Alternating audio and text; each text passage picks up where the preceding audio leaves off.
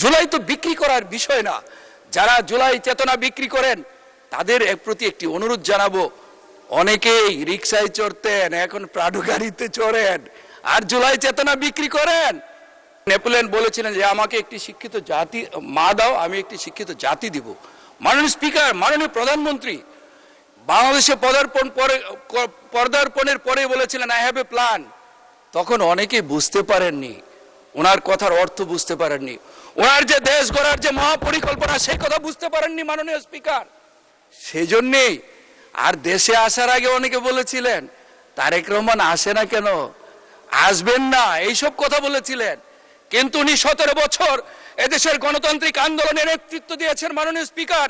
এই দেশের মানুষ গুম হয়েছে, খুন হয়েছে তাদের অধিকার আদায়ের জন্য।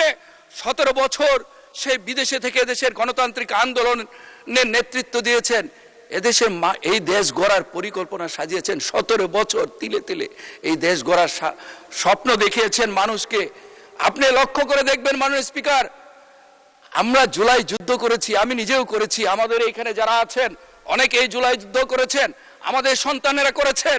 কিন্তু অনেকেই জুলাই চেতনা বিক্রি করেন মাননীয় স্পিকার। আমরা জুলাই চেতনা বিক্রি করি না মাননীয় স্পিকার, আমরা জুলাইকে ধারণ করি মাননীয় স্পিকার। জুলাই তো বিক্রি করার বিষয় না।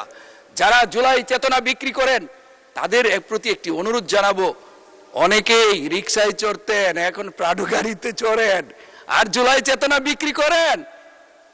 আমি একটা অনুরোধ করব মাননীয় স্পিকার, আমি যে গাড়িতে চড়তাম সেই গাড়িটি নির্বাচনের সময় মাননীয় স্পিকার অবস্থা খুব খারাপ হয়ে গেছে, আমি এখনো সেই গাড়িতেই চড়ি। আপনি যারা এই জুলাই চেতনা বিক্রি করেন মাননীয় স্পিকার, আমি অনুরোধ করব ওনারা আগে কিসে চড়তেন, এখন কিসে চড়েন, কোন বাসায় থাকেন, ওনারা মাঝে মধ্যে লাইভ করেন, কোন বাসায় থাকেন একটু লাইভ করলে এই জাতি দেখতো ওনাদের কি এখন আগে কোথায় ছিলেন, এখন পরিবর্তনটা কিরকম হয়েছে। মাননীয় স্পিকার, মাননীয় স্পিকার, এই বাজেটে স্বাস্থ্য খাতে সবচেয়ে বেশি বরাদ্দ দেওয়া হয়েছে মাননীয় স্পিকার। শিক্ষা, স্বাস্থ্য, অবকাঠামো, চিকিৎসা, আপনি দেখবেন সামাজিক সুরক্ষা খাতে সবচেয়ে বেশি বরাদ্দ দেওয়া হয়েছে মাননীয় স্পিকার। মাননীয় স্পিকার, আমরা আমাদের মাননীয় প্রধানমন্ত্রী বলেছেন আমরা সিঙ্গাপুর কানাডা নয়, আমরা এই দেশটিকে সিঙ্গাপুর কানাডা বানাতে চাই। মাননীয় স্পিকার, এই বাজেটে বিনিয়োগকে সবচেয়ে বেশি প্রাধান্য দেওয়া হয়েছে, বিনিয়োগকে সবচেয়ে বেশি প্রাধান্য দেওয়া হয়েছে মাননীয় স্পিকার। দেশি বিদেশি কর ছাড়ের সুযোগ নিয়ে দেশি বিদেশি বিনিয়োগকারীরা মাননীয় স্পিকার এইখানে এই দেশ বাংলাদেশে বিনিয়োগের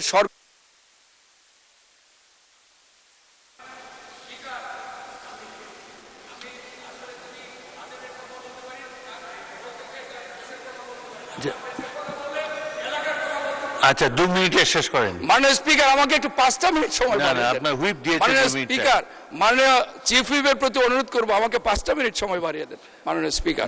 মাননীয় স্পিকার, মাননীয় স্পিকার, সঠিক নেতৃত্ব, দূরদর্শী নেতৃত্ব একমাত্র তারেক রহমান, শহীদ জিয়াউর রহমানের ঔরসজাত সন্তান।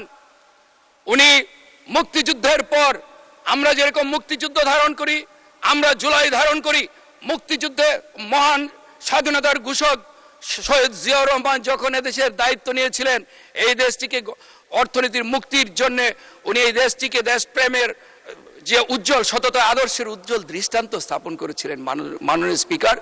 আমরা স্বাধীনতাকে জুলাই দিয়ে মুছতে চাই না, আমরা স্বাধীনতাকে অন্তরে ধারণ করি, জুলাইকে অন্তরে ধারণ করি মাননীয় স্পিকার।